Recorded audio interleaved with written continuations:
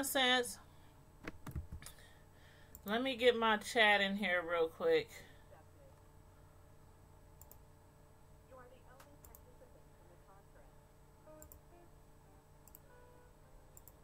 One second. Let me just get my chat loaded up in here.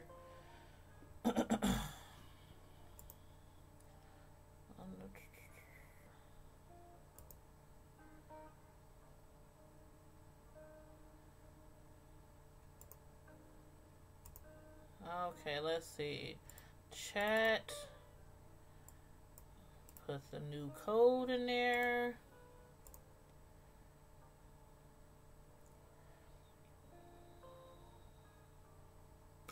Okay, I can see my chat. Thank you. Whew, okay.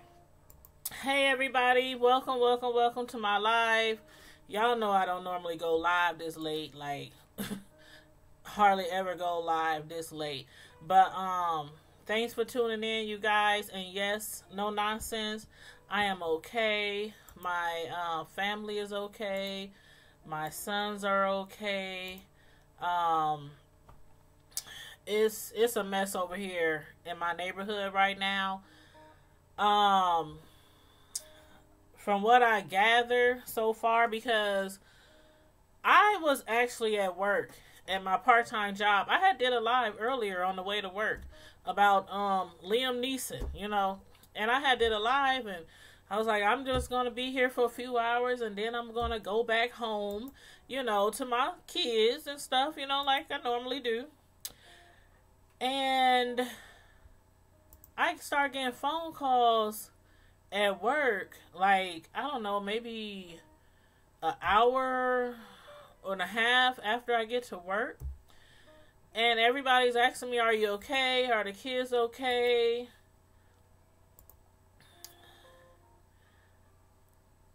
Hold on, let me know if I'm still buffering.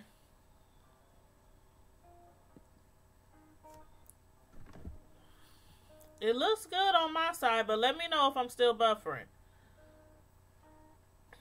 Matter of fact, let me see if I can.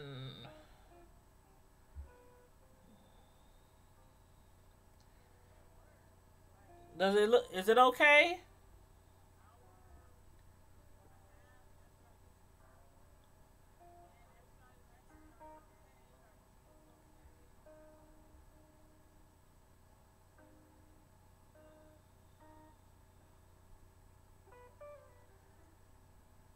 Okay. Am I buffering though, or am I okay?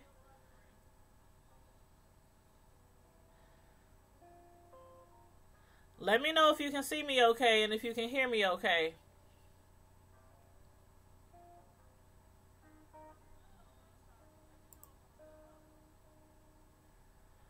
But yeah, am I okay? No nonsense. Am I buffering, or was that your phone?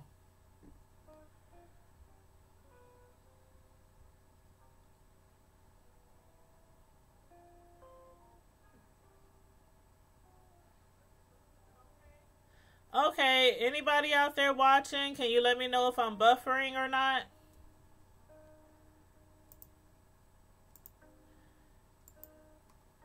Okay, well, if I'm buffering, somebody let me know so I can try to correct it. But, yeah, so, I mean, I was at work when I started getting the phone calls. Thank you, Blazing. Am I buffering, Blazing? Let me know if I'm buffering, because this is my first time really going live from this new channel. So I want to make sure it's all set up right. But I just happen to be, and also let me put up the phone number just in case anybody want to call in, because I got the phone lines open. So just in case anybody wants to call in, let me put the phone number up there. Okay, there's the phone number on the screen, 641-715-0872, access code 434478. So if you want to call in, feel free to call in.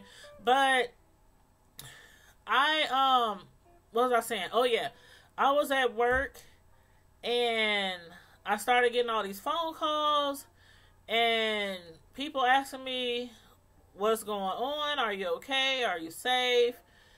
is your boys okay? And I'm like, uh, why y'all asking me all these questions? Like, what's going on? And so then people start inboxing me and calling my work phone. My auntie called, and I'm like, what's going on? And they tell me that there's been a shooting on my block, and they were trying to basically make sure we was safe. So I immediately start calling my kids. You know, my oldest son, he wasn't answering the phone. I'm blowing his phone up, blowing his phone up, blowing his phone up. Because usually around that time, he leaves the house to go to his girlfriend's house, who don't stay that far away. But we mainly always go one direction to get out of our neighborhood, even though there's like 4-5 different ways to get out of our neighborhood. We normally go like, you know, a particular block to get out of our neighborhood. And so I started panicking and everything. And then I called my other son, and he picks up the phone. He's like, "Sup, Mom?" I'm like, okay. Okay, I can vouch for one of you guys. Now, where's your brother? And he was like, he's downstairs asleep. I'm like, are you sure he's downstairs asleep? Yeah, he's downstairs asleep. Is his car outside? Yeah, his car is outside. Okay, could you go downstairs? Mom, he's downstairs. No, you go downstairs and you verify that your brother is downstairs in his room sleep.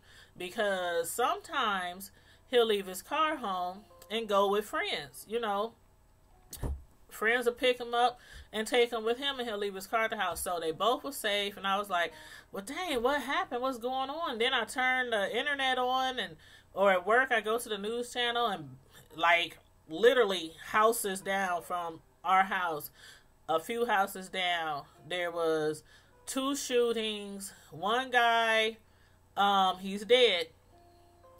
And the other guy, they said it was, he went to the hospital in critical condition. I haven't checked the news yet. Matter of fact, let me pull up KUTV right now. Because I haven't checked the news yet to see if that other guy, made it or not. But, and then I had no idea who it was. I just knew it was a shooting, and it was on my block. And I'm at work, so I had no idea who it was. But come to find out, my youngest son kind of familiar with the guy, but not really, but knows who he is. And I guess the guy happens to be some young guy. He's a rapper. And I don't know if he lives on my block or if he was just on my block over somebody else's house. I really don't know the lowdown of the story. I'm just glad we are safe. I'm like, this is really hit close to home. And I'm like, is this a bad sign for our city already? Because there was, I think, some shootings last week, or a couple of weeks ago, and the year just started. And I'm like, dang. A lot of y'all don't know about Omaha.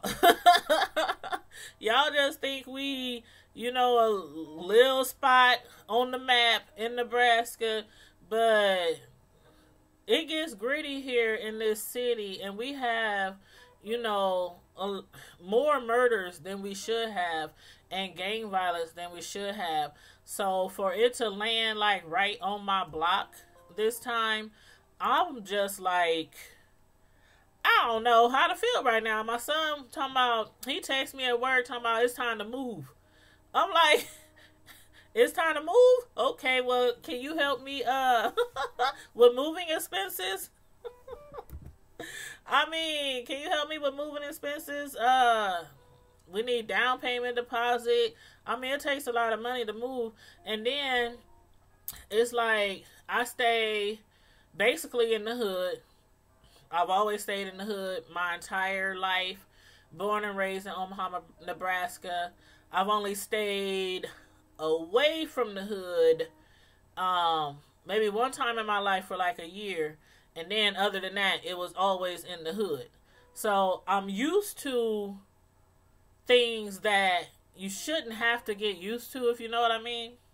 Like, just like how some of y'all might deal with in the bigger cities, Chicago, LA, Atlanta,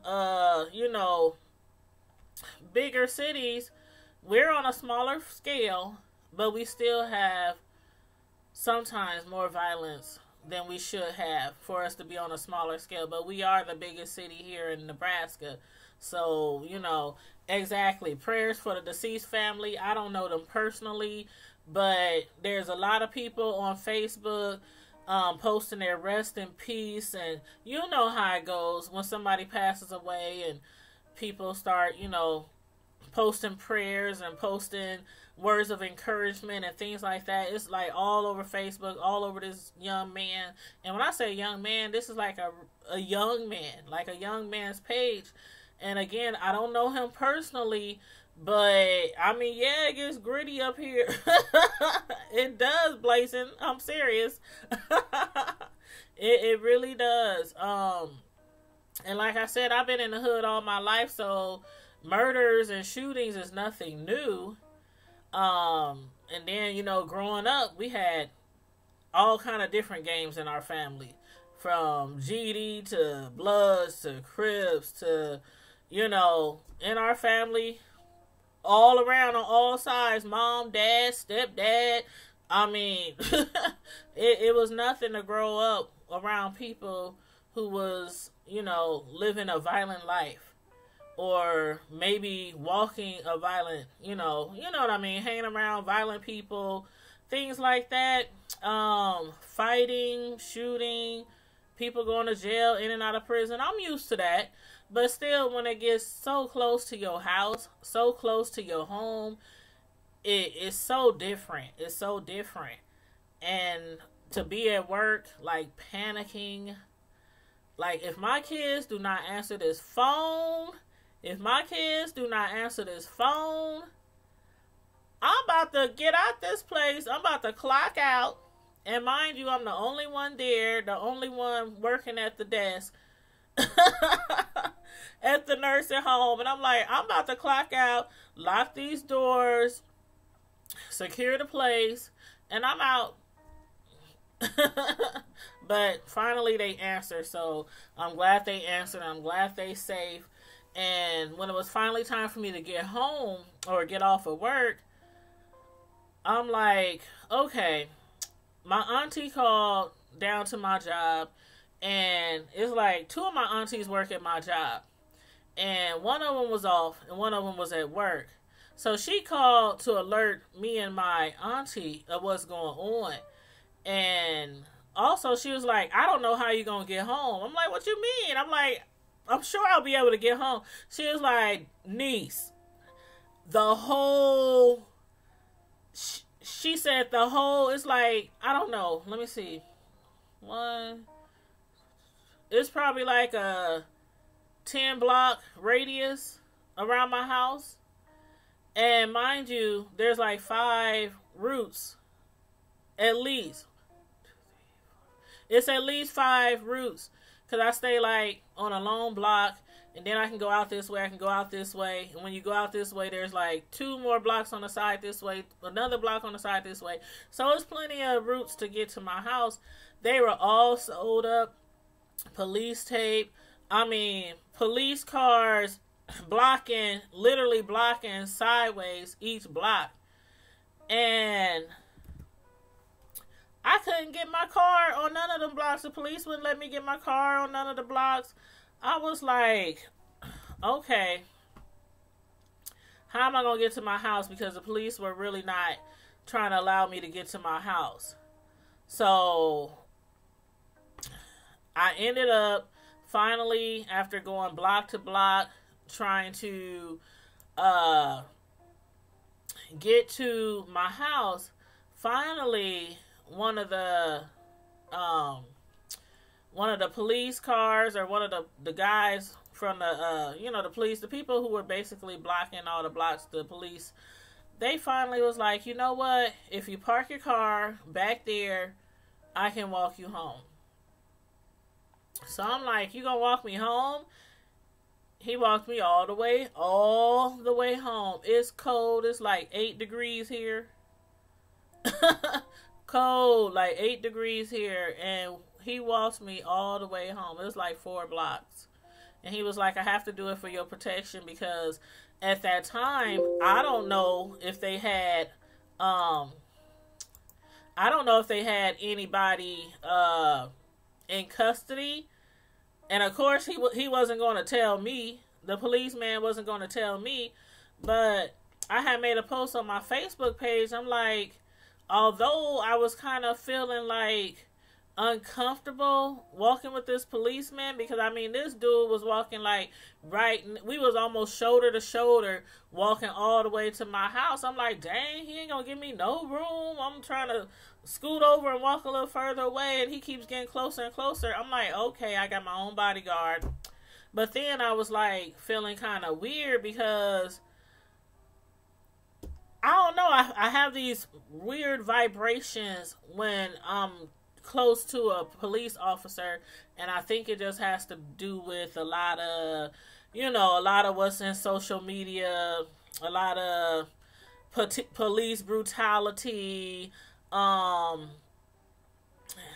was crazy. It was like after I parked my car, I had to walk a couple of blocks just to get to the intersection where the cop was, who said I could park my car a couple of blocks up, and then I would have to walk, and then he would have to walk me the rest of the way. And I got out the car, and I grabbed my laptop and put it in my duffel bag, and I threw it over my shoulder. And I'm like, I don't know, I just felt awkward because I'm walking up to this cop. I got a duffel bag on my shoulder, and he could tell it was like something heavy in there because the way I was walking, and I got a big, huge laptop, so it's really heavy. And I was just thinking like, oh my God, I don't know. I just, for some reason, I felt safe, but not so safe. Does that sound strange to you guys? Like, I don't know. Some of y'all might understand where I'm coming from, but it's like, okay, I know this police is here to protect and serve, but I just don't trust all police. I guess I can just put it that way. I just don't trust all police. And it's dark. We on an alley. Like, we on an alley, a dirt road, and it's dark. And the only thing you can see is police lights way down there, way down there, way over there. And I'm walking with this police officer in a dark gravel dirt alley. And I was just like, God, please just let me get home to my sons. Just let me get home to my sons. I just never had that feeling before. But I'm home. I'm safe. I just want to say thank you to all those who checked on me. Thank you to all those who called my job, blew my phone up, inboxed me. I was like, there's a lot of people who know where I live. I'm like, you would think that people, I didn't realize how many people knew where I live. Like, seriously, and only been over there in that neighborhood for like a year or so. So I was kind of like shocked, like, yeah, that's my block. What's going on? But anyway, it's nice to have somebody check on you and, make sure you guys are safe and everything. Because again, my kids was at home by themselves, and although they're older kids, still, I was like, this is a few houses down. And I was just like, I immediately was thinking like, I swear, around that time, I think it was like around 5:45-ish, 6-ish, something like that, Central Standard Time. And that's usually the time my son leaves the house to go to his girlfriend's house. After he gets off of work, he usually comes home, shower, change, might take a nap, and then he gets up. And I'm like, thank God this boy was wore out today. I mean, he delivers furniture, so he was like wore out, and he came home and he got straight in the bed, and I'm like, and he was there for the rest of the evening. So I'm like, that is just crazy. And that's the thing. They had to make sure they didn't contaminate the scene. And I don't even know if the cop that let me through, well, I'm pretty sure he wasn't supposed to, because like I said, there was other routes to my neighborhood. And every time I pulled up, you know, as close as comfortable position, you know, to the intersection, not too close on the cops, because I mean, somebody just got murdered and they're probably looking for, you know, a suspect. So I didn't pull too close, but I would, every intersection, I would pull up, open the door, and start yelling like, can I get through? I just want to go home. And each time, I'm sorry, ma'am. And there's one guy, I thought he was going to let me through. He was like, he felt so bad. I'm like, listen, I just worked between both jobs 13 hours today. I just want to go home. My kids is home. He said, are they little? I said, no, they not little. They can fend for themselves. They old enough to be home by themselves. And he was like, well, I don't know what to tell you. I'm like, you don't know what to tell me. I can't get to my house. Like, you guys have surrounded like a 8-10 block radius, and like 2 blocks over, 2 blocks over, 3 blocks this way, 3 blocks that way. I mean, it was like a huge radius that they covered. And he told me I couldn't go home. I said, so what am I supposed to do? Well, you can try to come back in like 2 or 3 hours. I'm like, 2 or 3 hours? He said, yeah, because forensics literally just got here. And it's going to take them a few hours, and we can't have nobody contaminating the, you know, scene. I'm like, dang. I said, can I just park my car somewhere and walk? And he was like, nope, I'm sorry. I can't let you do that either.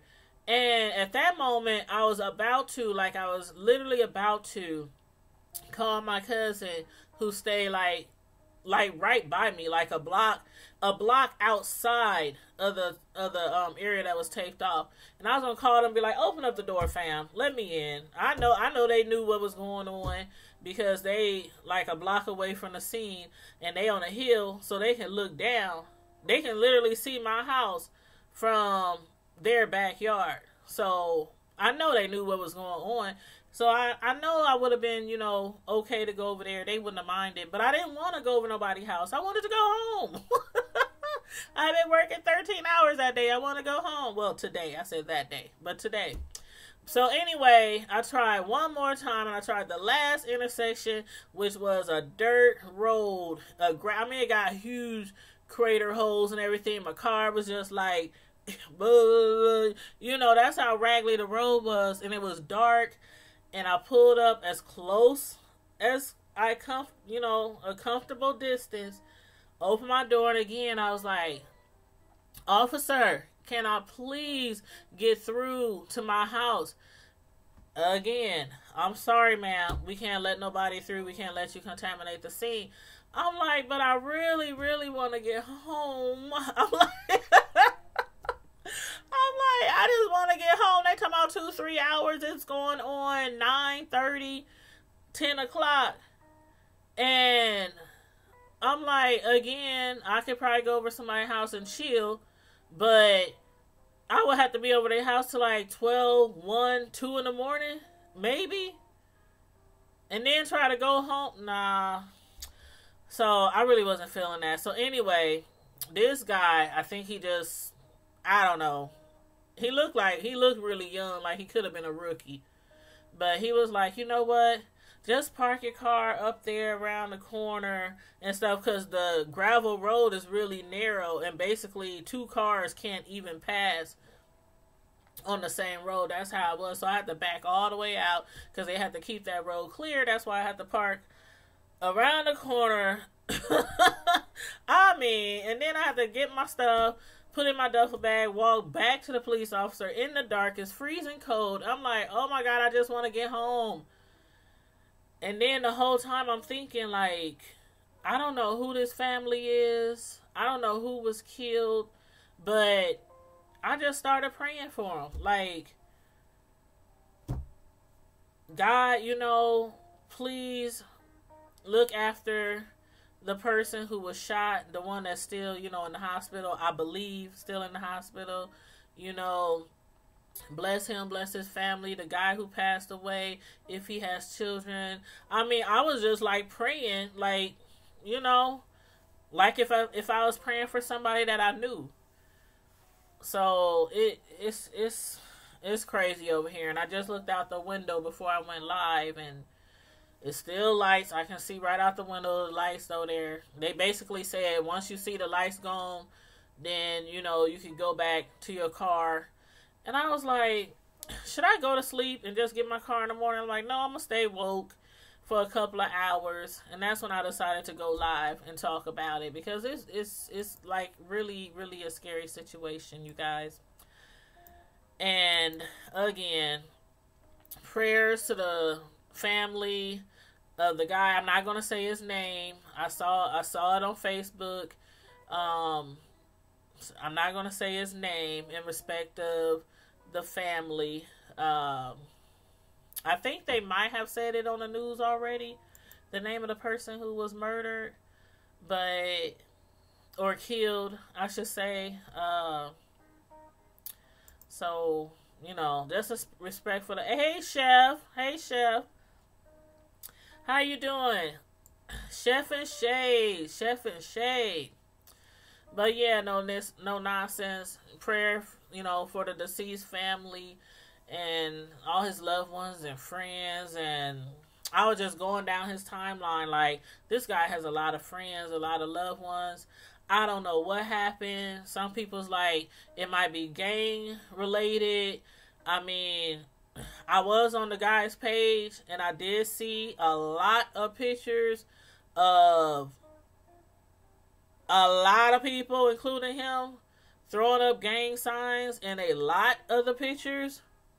But I'm not pressing any judgment.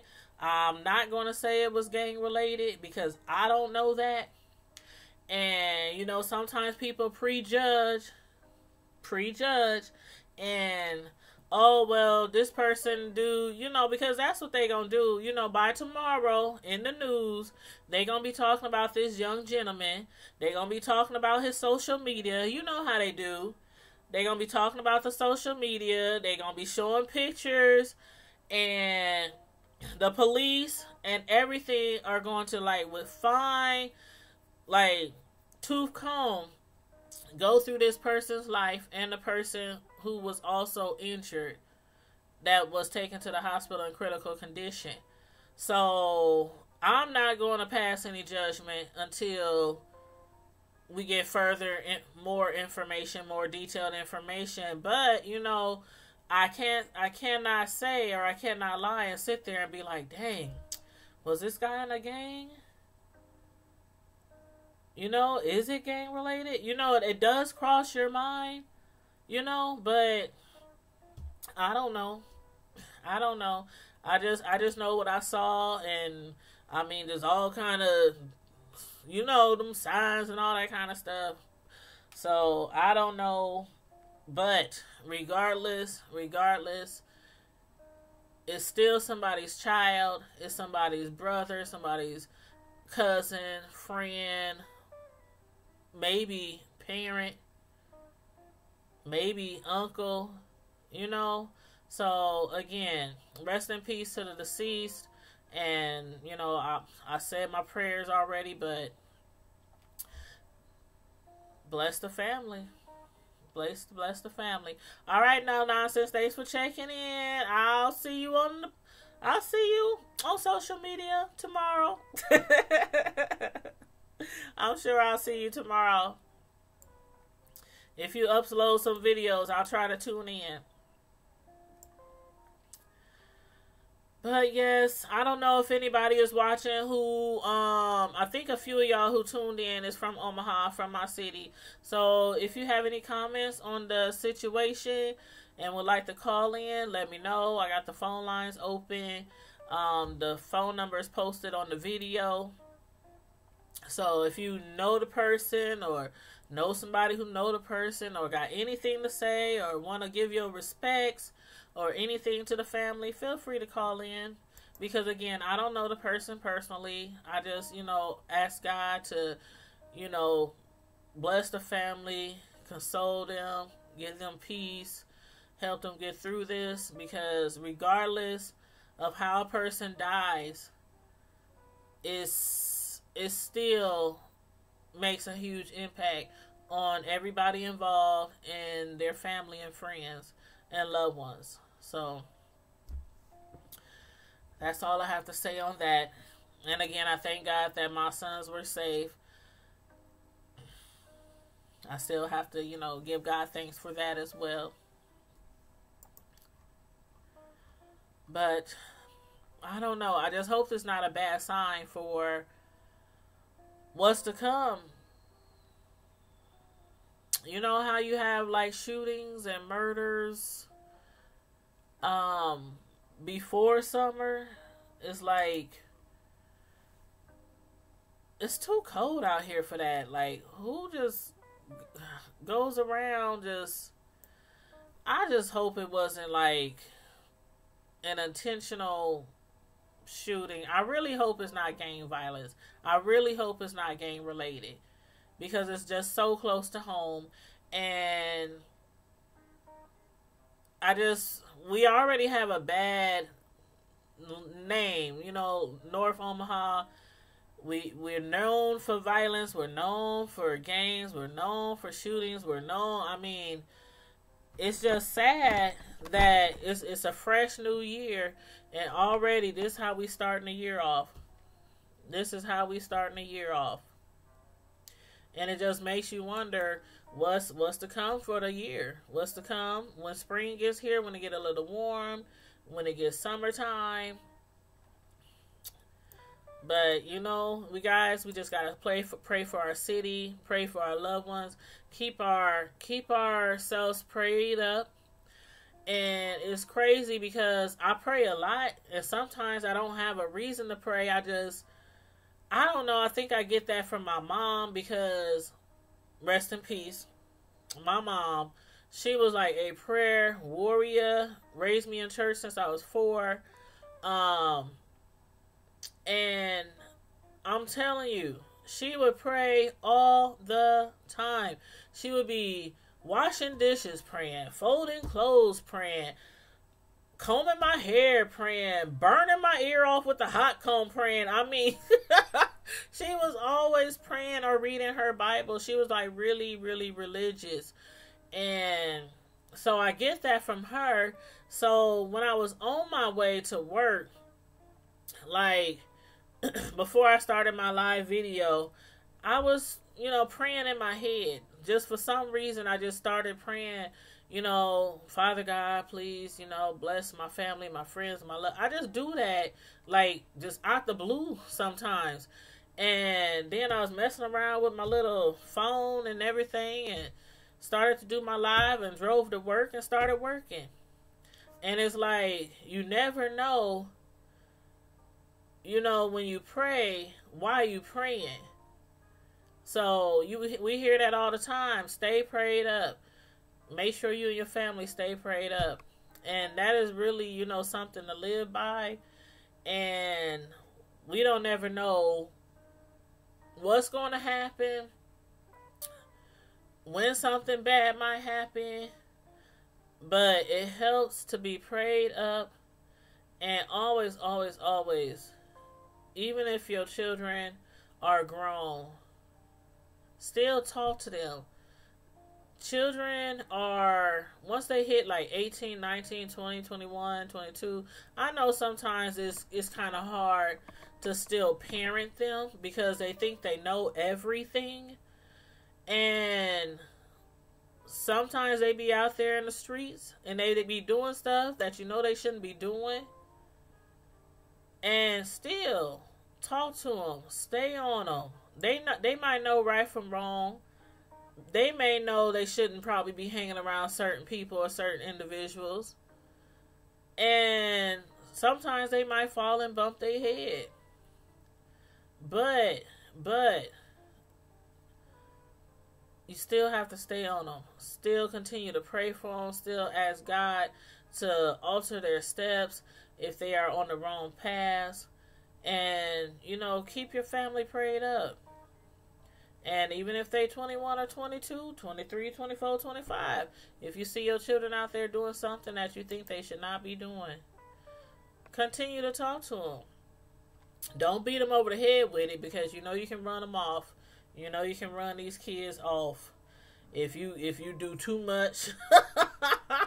If you do too much at one time. We know that sometimes you can run these kids off. They okay, mom. All right. I got you. So you know. But anyway, see you later, Blazing. See you later. I'm about to end this live as well. I don't have any phone calls coming in, so I'm gonna turn off the phone lines. But again, keep the family of the deceased in your prayers, as well as the person in the hospital that was taken there in critical condition.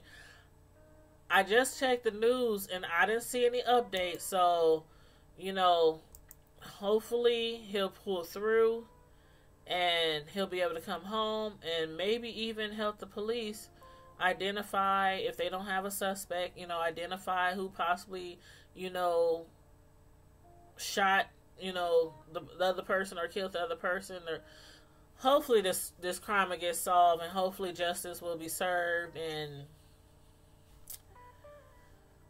no, that's all I gotta say on this matter. But anyway, you guys, I'm going to get off of here. I'll probably still stay up for a little while longer just to see if it's safe to go get my car pretty soon. I really don't want to go get it early in the morning because it's already 8 degrees here. It's going to be way colder in the morning, and I'd rather go get my car now, put it in the garage, because I'm working from home tomorrow morning. And I just don't want to have to leave the house in the morning if I don't have to. So anyway, you guys, again, thanks to everyone who called me, texted me, inboxed me, to check on me and my family, to make sure that we were safe. And again, regardless of the circumstances, regardless of who this person was that was killed, I don't know this person from Adam. Please pray for the family, pray for the victims, and that's it. And in the meantime and in between time, Primetime Squad, as usual, stay blessed, be safe, stay safe, be blessed, and I'm out. Deuces.